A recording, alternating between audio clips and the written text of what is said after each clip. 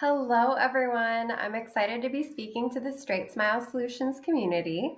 Our topic today is going to be Airway-Focused Early Orthodontics. Dr. Amanda has provided various resources, videos, and courses on these topics, but today I'm going to be focusing on why this philosophy of care matters and how it can be truly life-changing for your youngest patients and their entire family. Real quick before we dive in, I just want to introduce myself. My name is Dr. Julia. I am a holistic dentist. I've created my own business, Orris Wellness, in order to help offer education and support for parents who want to know more about these topics. I help advise parents to learn more about various treatment solutions and where to find a provider. So if you are a provider that's offering these services in your office, connect with me. I'd love to hear from you and keep you top of mind in case any parent from your neck of the woods reaches out looking for help. You can find out more about me or how to get in touch with me by going to my website. It's www.orriswellness.com. So when I discovered the idea of holistic dentistry, it really required a paradigm shift from what we were taught in dental school. Dental school was really there to teach us the basics and the mechanics, but at least in my experience, it was a little less geared towards whole body health. As a dentist, the work that you do can have far-reaching effects, and that's what I'm here to try to impress upon you today, is how to think about this differently if that differs from how you already practice your dentistry currently. Our main themes that we'll stay focused on today is how early intervention orthodontics is going to allow for better facial growth, better breathing, and better sleep. Say you have a child who's having trouble with bedwetting. Did you know that the work that you do might be able to improve this problem? The roof of the mouth is the floor of the nose, so for a number of reasons, palatal expansion can contribute to better nasal breathing. Better nasal breathing is going to produce more nitric oxide, which is a natural chemical produced in our body, and that's going to have an influence on blood pressure. Furthermore, if we're breathing better, our quality of sleep will be better, and that's going to influence hormone release from hormones like antidiuretic hormone. Both of these can set up a child to be less likely to wet the bed. And furthermore, by doing so, this child's social connections and emotional well-being is also going to improve. If you want to dive in and understand this on an even deeper level, one of my favorite resources to recommend is the book Breathe, Sleep, Thrive by Dr. Shireen Lim. I was fortunate to have a brief phone call with her over the summer, and I can say that her book is loaded with advice and supporting science that can be really helpful for you, but it's also written in a way that's easy for parents to understand. So it's a great recommendation for offering parents in your practice to read as well. She wrote on page 83, "What is indisputable is the fact that crooked teeth reflect underdeveloped jaws, and underdeveloped jaws are well-known risk factors for the development of obstructive breathing. They are linked to narrow nasal floors, increased resistance to nasal breathing, reduced tongue space, and reduced support for our collapsible tube of upper airway muscles. There needs to be a greater recognition that crooked teeth equates to airflow limitation."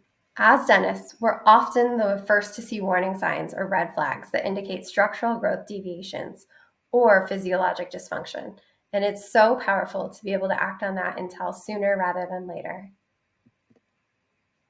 Historically, in orthodontics, the focus was on tooth position, and I'm glad to say that that's changing to be more of a focus on airway health and facial growth.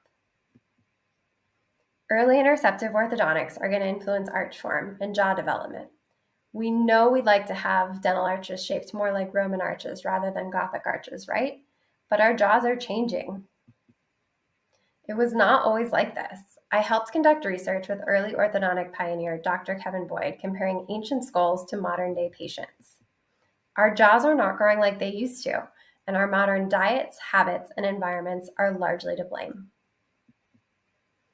It's so interesting to see what we can gather about the health of a child before we even ask them to open their mouth. This child pictured here is demonstrating an open mouth oral rest posture. That act of having his mouth open is going to influence how the jaws and how the rest of the face grow if we don't catch that warning sign early and intervene. Posture is not just about oral posture, but the influence on total body posture as well.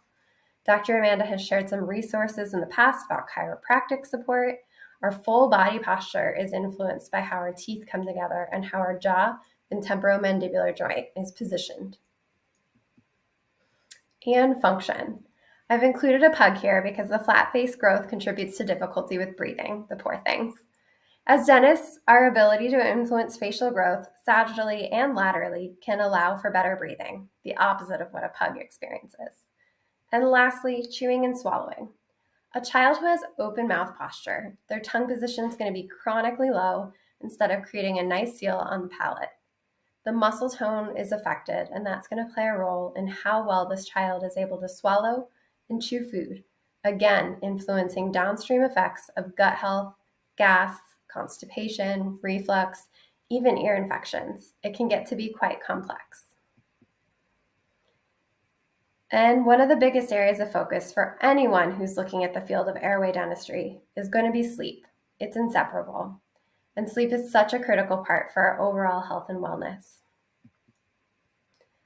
This graphic I like to highlight because as you get into the world of early orthodontics, you may hear some claims being made one way or another regarding the relationship or causality of ADHD with poor sleep. I made this visual representation based on an interview with Dr. Judith Owens. She's the director of the Sleep Center at Boston Children's Hospital. The key point here is that there definitely are overlapping symptoms in children who aren't sleeping well and those who are diagnosed with ADHD.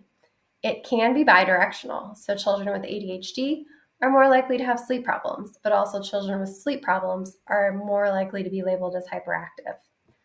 All this to say that a prescription for stimulants to manage ADHD without first looking at sleep may not be a truly holistic perspective.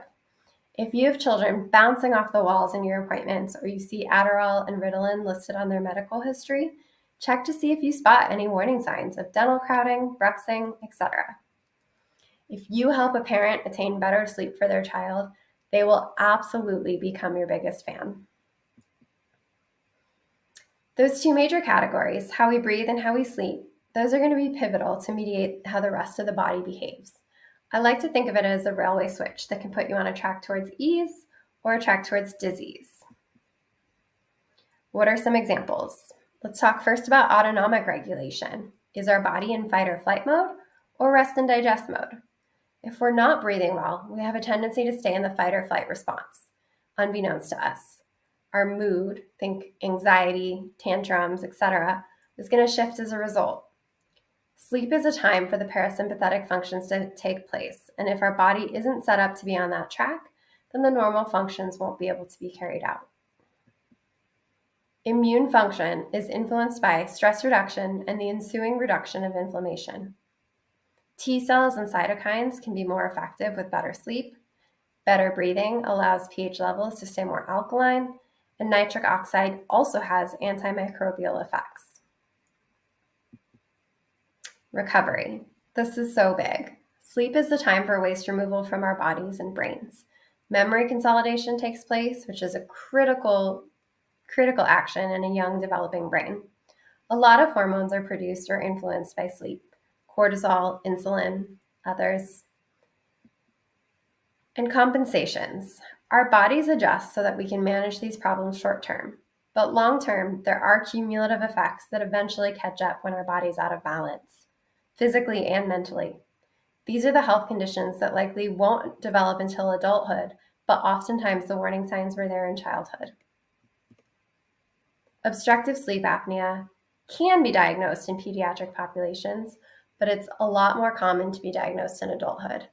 And these are some of the symptoms and comorbidities of obstructive sleep apnea.